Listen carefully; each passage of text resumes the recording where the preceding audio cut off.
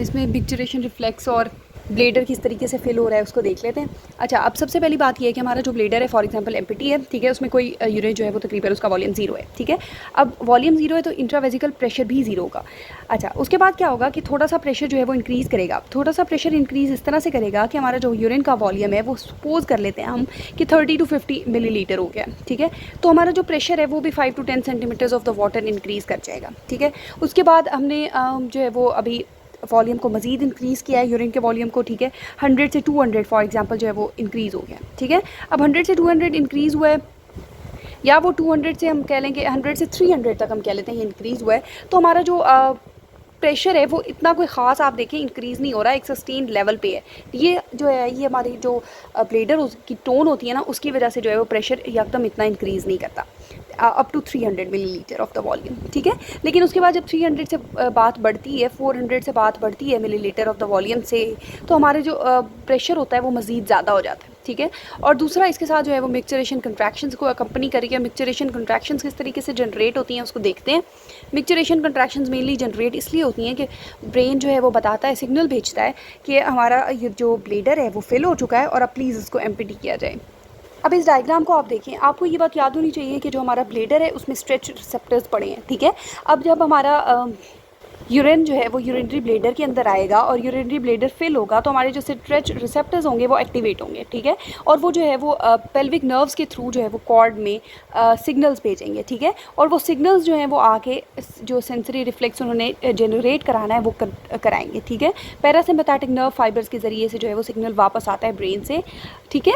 अच्छा, अब बात हुई है, ठीक है, कि हमारा जो यूरिनरी ब्लेडर है वो फिल हुआ है विद द यूरिन, ठीक है। उस स्ट्रेच रिसेप्टर्स ने जो है वो कॉर्ड को सिग्नल भेजा है, ठीक है। कॉर्ड को सिग्नल किया है, उसके बाद कॉर्ड ने वापस सिग्नल भेजा है, ठीक है, हमारे इंटरनल स्फिंक्टर को और हमारे यूरिनरी ब्लेडर को। हमारा डेट्रोसल मसल जो है वो कंट्रैक्ट हुआ है, ठीक है। और जो प्रेशर है वो थोड़ा सा प्रेशर इंक्रीज़ हुआ है, ठीक है। और ये सारा कुछ जो है ये एक मिक्सचरेशन रिफ्लेक्स है, ठीक है। लेकिन अभी जो है वो कोई ऐसी फीजिबल कंडीशन नहीं है यूरिनेशन के लिए, और हम जो है वो वॉलंटरीली जो एक्सटर्नल स्फिंक्टर है उसको हम इनहिबिट कर रहे हैं, ठीक है। हम अभी यूरिनेशन करना नहीं चाह रहे।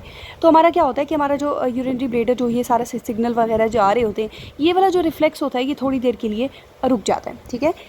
इससे ये होता है, इसमें ये होता है कि हमारे जो यूरिनरी ब्लेडर में जो कंट्रैक्शंस हो रही थी डेट्रोसल मसल में वो कम हो जाती हैं, ठीक है। और डेट्रोसल मसल जो है वो कुछ टाइम पीरियड के लिए रिलैक्स हो जाता है।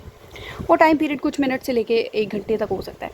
और उस 1 घंटे के बाद जो है दोबारा मिक्सचरेशन रिफ्लेक्स जो है वो जनरेट होता है, दोबारा ये सारा काम होता है और ब्लेडर मज़ीद फिल हो चुका होता है, ठीक है। और अगला जो रिफ्लेक्स आता है वो पिछले वाले से ज़्यादा स्ट्रॉन्गर होता है, ठीक है, अगर हमने यूरिनेशन नहीं की। अच्छा, अब हमने यूरिनेशन नहीं की बिल्कुल, और हमारा यूरिनरी ब्लेडर जो है वो तकरीबन जो है वो बिल्कुल ही फिल हो चुका हुआ है, ठीक है। यूरिनरी ब्लेडर अब बिल्कुल फिल हो चुका हुआ है, लेकिन हम जो है वो मुसलसल यूरिनेशन को प्रिवेंट करते जा रहे हैं और प्रेशर अब इतना राइज़ हो चुका है कि मज़ीद ब्लेडर फिल नहीं हो सकता और जो है मज़ीद इसको इनहिबिट नहीं किया जा सकता। तो ये होता है कि जो हमारी जो नर्व जो वॉलेंट्री कंट्रोल की नर्व थी ना, उसको इनहिबिट कर दिया जाता है और एक्सटर्नल स्फिंक्टर को खोल के यूरिनेशन हो जाती है, ठीक है। अच्छा, लेकिन ये उस केस में होता है कि जब हमारा यूरिनरी ब्लेडर मज़ीद फिल नहीं हो सकता, ठीक है, और उसका जो रिफ्लेक्स है वो इतना स्ट्रॉन्ग हो चुका है कि वो जो वॉलेंट्री कंट्रोल है उसको जो है वो इनहिबिट कर सके, ठीक है। लेकिन जो है हम जब तक यूरिनरी ब्लेडर इतना होता है कि उसको मज़ीद फिल किया जा सके, तब तक जो है वो यूरिनेशन हमारे कंट्रोल में रहती है। ये जो है ये पूरा एक साइकिल के तौर पे चलता रहता है, यानी पहले जो है वो प्रेशर इंक्रीज़ होता है, ठीक है, आके हमारे जो डेट्रोसल मसल होता है उसको कंट्रैक्ट कराता है और हमारे जो हम कह सकते हैं कि मिक्सचरेशन रिफ्लेक्स जो है वो जनरेट होता है, ठीक है। मिक्सचरेशन रिफ्लेक्स जनरेट होने के बाद या तो हम यूरिनेशन अगर फीजिबल कंडीशंस होती हैं तो कर लेते हैं, वरना जो है वो मिक्सचरेशन रिफ्लेक्स को इनहिबिट कर दिया जाता है और 1 घंटे के बाद जो है वो कहता है मैं फिर आऊँगा, ठीक है। 1 घंटे के बाद वो फिर आता है और मज़ीद पावरफुल होके आता है, और ये सिलसिला तब तक चलता रहता है जब तक कि यूरिनेशन हो नहीं जाती, ठीक है। जो हमारे ब्रेन के हायर हम कह सकते हैं कि सेंटर्स हैं, ठीक है, वो जो है वो ये इस वॉलेंट्री कंट्रोल को हम कह सकते हैं कि फैसिलिटेट कर रहे होते हैं, ठीक है। जब तक हम यूरिनेशन का टाइम नहीं आता, ठीक है, कंडीशंस नहीं होती प्रॉपर, तब तक जो है वो मिक्सचरेशन रिफ्लेक्स को जो है वो प्रिवेंट किया जाता है, मिक्सचरेशन को प्रिवेंट किया जाता है और यूरिनेशन नहीं होने दी जाती, ठीक है। लेकिन अब अगर हम जो है वो वॉलेंट्री यूरिनेशन की बात करें जो कि इनिशिएट हो रही है, फॉर एग्जांपल कोई फिजिबल कंडीशंस आई हैं, तो सबसे पहले क्या होता है कि हमारा जो एब्डोमिनल मसल्स होते हैं ना, सबसे पहले वो हमारे कंट्रैक्ट होते हैं, ठीक है, और जो है वो प्रेशर में जो है वो ब्लेडर में इंक्रीज़ कर दिया जाता है, ठीक है। और जो भी यूरिन वगैरह होता है वो ब्लेडर के नेक में और ब्लेडर पोस्टीरियर यूरेथ्रा में आ जाता है, ठीक है। उसके बाद क्या होता है कि हमारा मिक्सचरेशन रिफ्लेक्स जनरेट होता है और हमारा एक्सटर्नल स्फिंक्टर जो है उसको ओपन कर दिया जाता है, और एक्सटर्नल स्फिंक्टर जब ओपन होता है तो यूरिनरी ब्लेडर जो है वो हमारा एम्प्टी हो जाता है, ठीक है। अच्छा, इसके बाद एक और बात है कि अगर जो हमारा यूरिनरी ब्लेडर है उसमें जो सेंसरी रिसेप्टर्स हमारे पास पड़े हुए हैं, अगर वो जो है वो किसी वजह से हम कहते हैं कि सेंसरी नर्व फाइबर्स जो है वो कॉर्ड की तरफ रिफ्लेक्स नहीं लेके जा रही, तो मिक्सचरेशन रिफ्लेक्स जनरेट नहीं होगा, ठीक है। मिक्सचरेशन रिफ्लेक्स जनरेट नहीं होगा तो हमारा यूरिनरी ब्लेडर जो है वो तकरीबन पूरा जब तक फिल नहीं होता ना, तब तक कोई जो है हम कह सकते हैं मिक्सचरेशन कंट्रैक्शंस जनरेट नहीं होंगी, ठीक है। और जब पूरा यूरिनरी ब्लेडर फिल हो जाएगा, ठीक है, तो थोड़े से जो यूरिन के हम कह सकते हैं कि ड्रॉप्स जो हैं वो ओवरफ्लो करते हैं, और इसको हम कहते हैं ओवरफ्लो इनकॉन्टिनेंस। और इसमें एक और बात ये होती है कि हमारा जो यूरिनरी ब्लेडर होता है वो उसके जो मसल्स होते हैं वो जो है वो हम कह सकते हैं कि एक हद तक वीकन हो चुके हैं, ठीक है। तो यूरिनरी ब्लेडर की जो है वो कंप्लीट हम कह सकते हैं कि कंप्लीट एम्पटिंग भी नहीं हो पाती। एटोनिक एटोनिक ब्लेडर बिल्कुल सेम ही चीज़ है कि मतलब यूरिनेशन की पहले तो ये है कि नीड ही नहीं जो है वो हमारा ब्रेन बताता, ठीक है। और दूसरा अगर बता भी दे तो हमारे जो मसल्स होते हैं, डेट्रोसर मसल वगैरह कह सकते हैं कि ब्लेडर के जो मसल्स होते हैं वो इतने वीक होते हैं कि वो कंट्रैक्शन करा नहीं पाते और एम्पटिंग ऑफ द ब्लेडर करा नहीं पाते।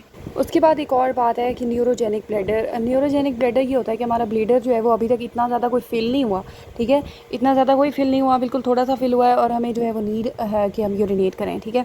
तो ये फ्रीक्वेंट यूरिनेशन, ठीक है, और जो अनकंट्रोल्ड है, ठीक है, मिक्सचरेशन, इसको हम कह सकते हैं कि अनइनहिबिटेड न्यूरोजेनिक ब्लेडर। इसके बाद बात करते हैं यूरिन फॉर्मेशन की, ठीक है। अच्छा, यूरिन फॉर्मेशन में पहला स्टेप जो है हमारे पास ये होगा कि हमारा जो एफरेंट आर्टेरियोल है, ठीक है, उससे जो है वो हमारे पास ब्लड आ रहा है, ठीक है। ब्लड आया है इनटू द ग्लोमेरुलस, ठीक है, या फिर बोमेंस कैप्सूल कह सकते हैं, ठीक है। यहाँ पे ना फिल्ट्रेशन होती है कि मतलब ये है कि हमारा जो ब्लड है वो तो और जो प्लाज्मा प्रोटीन्स वगैरह होती हैं वो ब्लड में ही रह जाती हैं, और बाकी जो फिल्ट्रेट होता है वो बाहर आ जाता है इनटू द बोमेंस कैप्सूल, ठीक है, जिसकी फिल्ट्रेशन होनी होती है, जिसमें से जो है हम कह सकते हैं कि हमने जो है वो वेस्ट प्रोडक्ट जो है वो रिमूव करना है, ठीक है। अब वोमेंस कैप्सूल में जो फ्लूइड आया है वो तकरीबन प्लाज्मा जैसा ही है, बस फ़र्क ये है कि प्लाज्मा की प्रोटीन्स नहीं है उसमें।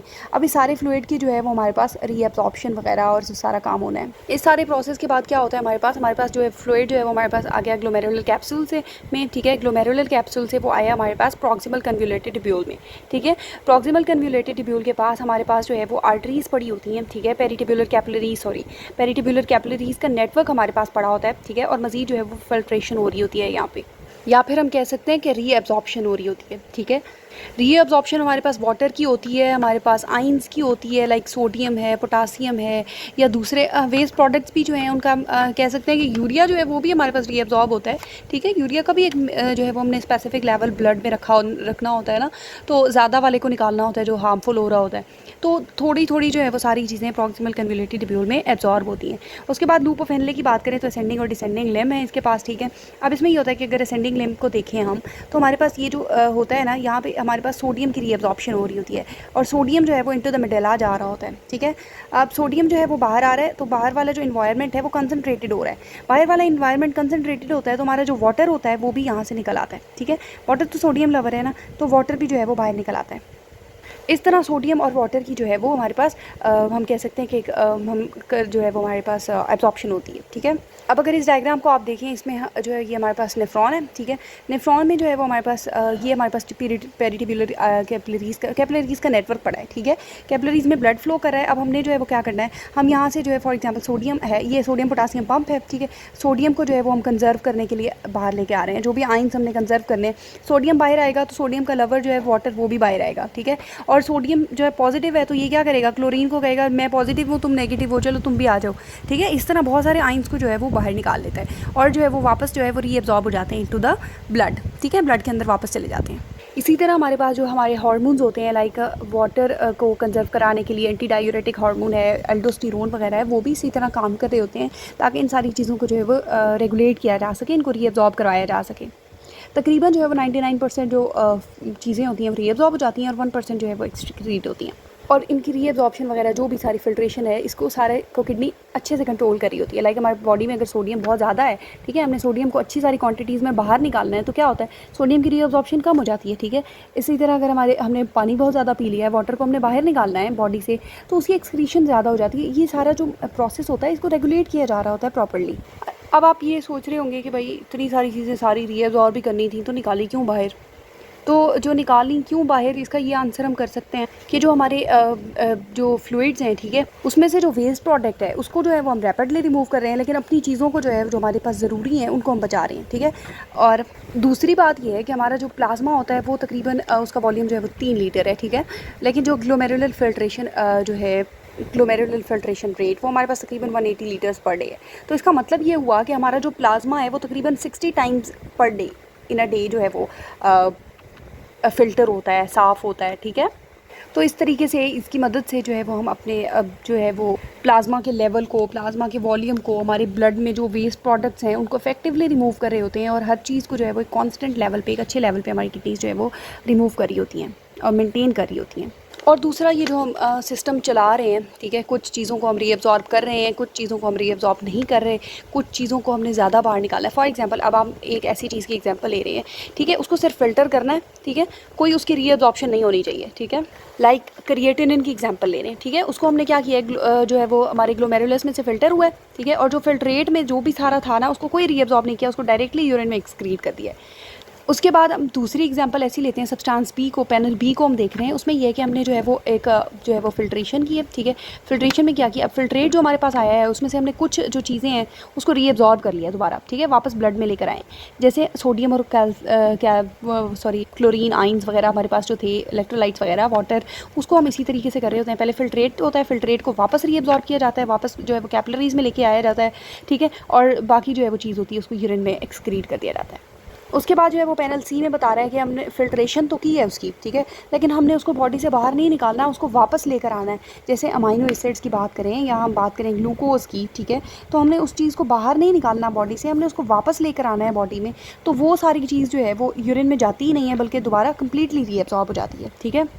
उसके बाद सब्सटेंस डी या पैनल डी की अगर हम बात करें तो उसमें यह है कि हमने जो है वो फॉर एग्ज़ाम्पल कोई ड्रग्स थी हमारे पास, या कोई ऑर्गेनिक एसिड्स बेसिस वगैरह थी, उनको जो है वो हमने कोई रीअब्जॉर्ब नहीं कराना था, ठीक है। तो ये हुआ कि अगर वो खुद से कहीं से रीअब्जॉर्ब हाइड्रोजन आइंस वगैरह कुछ हो भी गए हैं तो उनको वापस जो है वो ब्लड से कहते हैं चलो बेटा तुम बाहर जाओ, ठीक है, और यूरिन के ज़रिए से उनको स्क्रीट कर दिया जाता है। सारा जो काम होता है वो इन्हीं की बेसिस पर हो रहा होता है। फिल्ट्रेशन ओनली में मैंने बता दिया आप लोगों को कि क्रिएटिनिन जो है उसको बस जो ग्लोमेरुलर फिल्ट्रेशन, जो ग्लोमेरुलस ने फिल्ट्रेट प्रोड्यूस किया था ना, बस क्रिएटिनिन जितना आया था उसको सिक्रीट कर दिया, कोई रीअब्जॉर्प्शन नहीं हुई। जबकि सोडियम का मैंने आपको बताया कि सोडियम जो है वो सोडियम वाटर या इलेक्ट्रोलाइट्स दूसरे जो थे उनको थोड़ा थोड़ा रीअब्जॉर्ब किया गया, उनकी जो एक्सेसिव क्वांटिटीज़ थी उनको बाहर निकाला गया। और सब्सटेंस सी में मैंने कहा कि कंप्लीट रीअब्जॉर्प्शन हुई। लाइक हमारे पास अमाइनो एसिड्स थे या ग्लूकोज थे, हमने ग्लूकोज तो बॉडी को बाहर नहीं निकालेंगे ना, उसको वापस लेकर आएंगे, ठीक है, तो उसकी कंप्लीट रीअब्जॉर्प्शन हुई थी, यूरिन में कुछ नहीं गया था। और सब्सटेंस डी हमने ऐसी बात की कि अगर रीअब्जॉर्प्शन हो भी गई थी, ठीक है, और उसको हमने जो है वो मज़ीद ब्लड से, मज़ीद पेरिट्यूबुलर कैपिलरीज के नेटवर्क से मज़ीद उसको बाहर निकाला, ठीक है। और जो लाइक हमारे पास कोई हम कह सकते हैं कि फॉर एग्जांपल ऑर्गेनिक एसिड्स थे या बेसिस थी, ठीक है, उनको हमने मज़ीद यूरिन में बाहर निकाल दिया, तो ये सब्सटेंस डी की हमने एग्जाम्पल ले ली, ठीक है। इसी तरीके पर जो है वो सारा किडनी का फंक्शन जो है वो चल रहा होता है। यूरिया हो गया, यूरिक एसिड हो गया, क्रिएटिनिन हो गया, इसको जो है वो बिल्कुल पुअरली एब्जॉर्ब किया जाता है, बिल्कुल एब्जॉर्ब नहीं किया जाता है। कोशिश की जाती है कि इसको जो है वो कम्प्लीटली बॉडी से बाहर निकाल दिया जाए, ठीक है। जबकि इलेक्ट्रोलाइट्स और सोडियम जैसे है या फिर क्लोराइड आइंस हैं, बाइकार्बोनेट आइंस हैं, ठीक है, उनको जो है वो कंजर्व किया जाता है, ठीक है, वापस ले आया जाता है थोड़ा थोड़ा सा, और जो उसकी एक्सेसिव क्वांटिटीज़ होती हैं उन्हीं को बाहर निकाला जाता है। जबकि ग्लूकोज और अमाइनो एसिड्स की बात करें तो उनको कम्प्लीटली रीअब्जॉर्ब कर लेते हैं हम लोग। तो ये जो सारा काम है इसको हमारी किडनीज़ जो है वो कंट्रोल कर रही होती हैं in a coordinated manner, in a proper manner, ठीक है, ताकि कोई चीज़, किसी चीज़ की एक्सेस ना हो ब्लड में, कोई चीज़ ज़्यादा ना हो, कोई चीज़ कम ना हो जाए। तो इस सारे प्रोसेस को हमारी किडनीज़ रेगुलेट कर रही होती हैं। Thank you so much.